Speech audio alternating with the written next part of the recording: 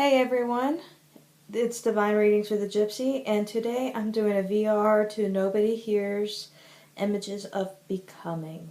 And I wanted to talk to you today about where I came from, my challenges, and what follows my journey when I'm doing my tarot journey. I thought this was such a wonderful VR because it deals with astrology as well as tarot. And I know she's doing Western astrology or learning Western astrology, I believe. For me, I am studying Eastern astrology and I resonate more with the Eastern astrology. However, for today, or the sake of this video today, I'm going to stick with my Western chart because it talks about some of my challenges that I need to overcome. And so my Emperor card is my birth card of Aries, and it is also my ascendant sign, and also the sign where my Mercury is in, or my communication is in. And those are just some basic keywords of Mercury, but it has to do with more than just that. So my communication and how I present myself to the world is also in that sign in my Western chart. And what does this mean? It means that I'm the first thing you see when I come into the room. It means that I am bold in my speech, and I do not care who gets offended in what I say. If I say that something mean to somebody, then they will remember it and it will cut them to the core because of my demanding presence. But this is all based on my Western chart. My Eastern chart says something completely different, but for the sake of this video, like I said, I'm just going to say what that would mean in the Western chart. And that I'm also can be a tyrant too, if I feel like there's an opportunity to grow beyond myself or an opportunity that is right there that I can grasp. I feel like that I'm entitled to it and I will conquer anybody who is in that number one spot. For an example, it would mean that in our tarot community, that means I would conquer Kelly from Truth and Story. I would never do that, and I know better, and this is what my astrology says. Not that I would actually do that, because astrology is a wonderful map of knowing where your flaws are so you can work on yourself. And tarot is also that way. Tarot map, for an example, is a map of knowing where your flaws are and what you need to work on and what are your weaknesses so that you don't nuke somebody, so to speak. Because Aries, being the god of war and chaos, would love to wreak havoc in the world around them just for their own satisfaction. And I know that's been an ongoing struggle with me and my practice moving forward. I just say to myself that I know this is what I want to be. I want to be a teacher. I want to be a teacher of tarot. I want to be a person of importance in the community just because I do have a voice. But I also got to remember I cannot just burn the world just because I want to do what I want to do and ruin somebody else's opportunities as well. So I have to have my benevolent side step in and just say, you know, I need to take a step back. I'm being a tyrant. I'm not being Divine Readings with a Gypsy. I'm being a tyrant. And what I love about my Eastern chart, I feel like I resonate more with the Emperor card and the Mary L. Tarot because in my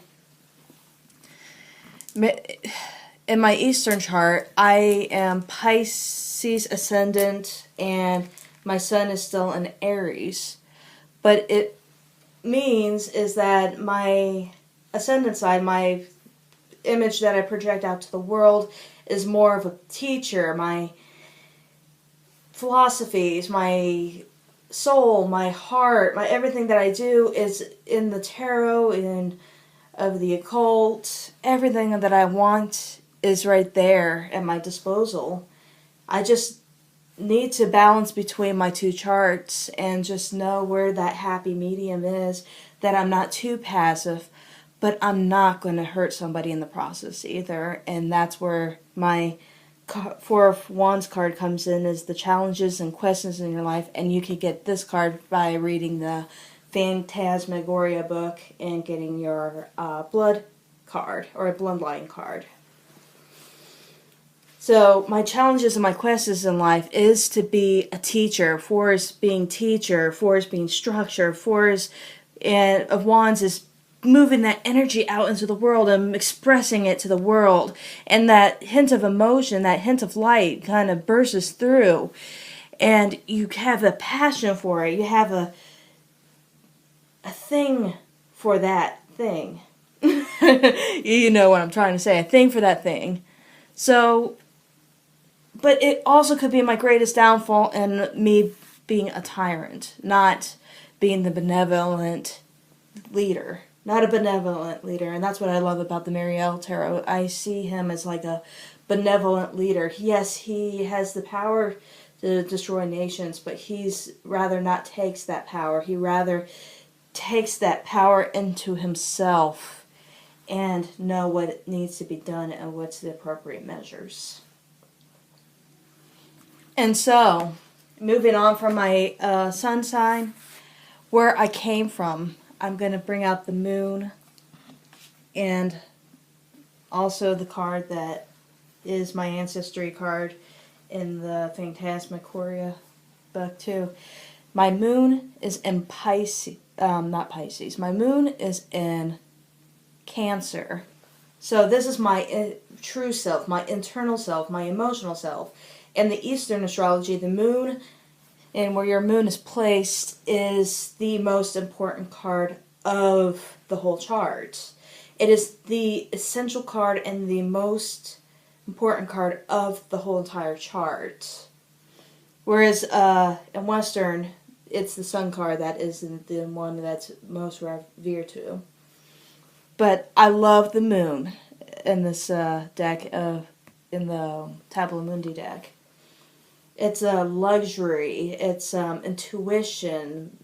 Cancer is ruled by the moon. So Cancer is also so watery, and it's tides. It's fluctuation. It's knowing your emotions, being tuned with your emotions. And where I also came from is I also did Reiki. I've done Eastern medicine, or studied Eastern medicine in my massage school when I was in massage school. And I learned so much from it, and now I've kind of fell away, and I'm losing the sense of my past. But my past also had to do with a lot of pain and loss. But my emotions of my moon and stuff has been holding me to the past too, and not able to use the past of moving forward, but uses my past to stay in the past, which can be dangerous. And so, what does this mean? It just means that I gotta learn what were my teachings of the past of Eastern medicine, my Eastern practices. I even am taking the endeavor of doing Truvian throat singing. I know it sounds crazy, but if you could look it up, you will be like, what? You're trying to learn that? Yeah, I dare to be a bit different, but I'm not going to demonstrate for you. I will save you that misery. But it's just basically what I'm trying to say is I need to take the teachings of my past and apply them to my future without being sucked right into it. And that's what being Cancer, or my moon in Cancer, really means, is that I have my past and I'm very intuitive, I'm very psychic, but I also have a tendency to get stuck in there and stay there and not in a blooming sort of way, like the seashell with the pearl. Instead of blooming, I'm shedding my shell, so to speak. And so my journeys of the future is my future card is the Five of Wands, and I'll get there in a second. Let me change my cards around. And my Jupiter is in Leo. So what does this teach me? And this is what Jupiter is. Jupiter is the teacher, and Jupiter is the philosophy. Sagittarius is ruled by Jupiter, for an example. And so what does this teach me? What does this all mean? What does this bring about? How does it unfold? Well, it unfolds is that what I'm being taught and what my journey is heading to is taking what I know of myself and know of my past and apply them to the future. 5 is not as chaotic as everybody thinks it is, and my experience with the tarot is that 5 is the number of action, the number of willpower, the number of putting out.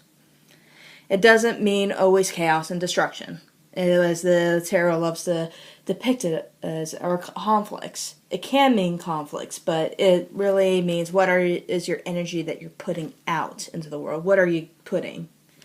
And so what am I putting out? And I know that my future card says I would be putting out.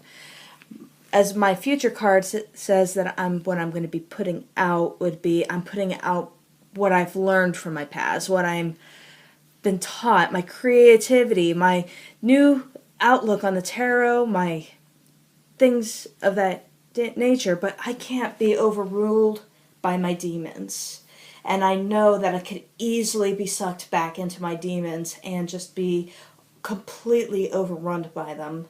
And it would not just hurt me and make me look bad, but it could hurt somebody else's journey and path too. And that is not the approach I ever want to take. Honestly, I want to take my approaches through love, not war. I want to take my approaches to encourage others, not strike them down and conquer my enemies.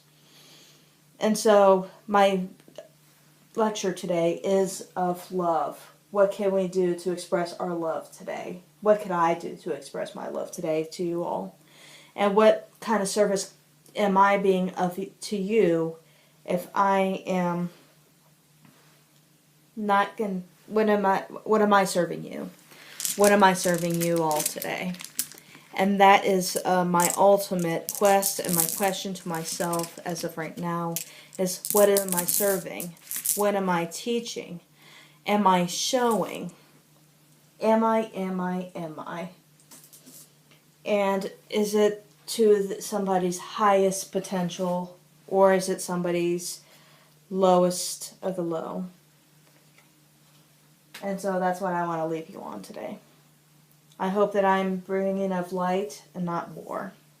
And I love watching everybody's video of becoming, or images of becoming. And you all have a good day.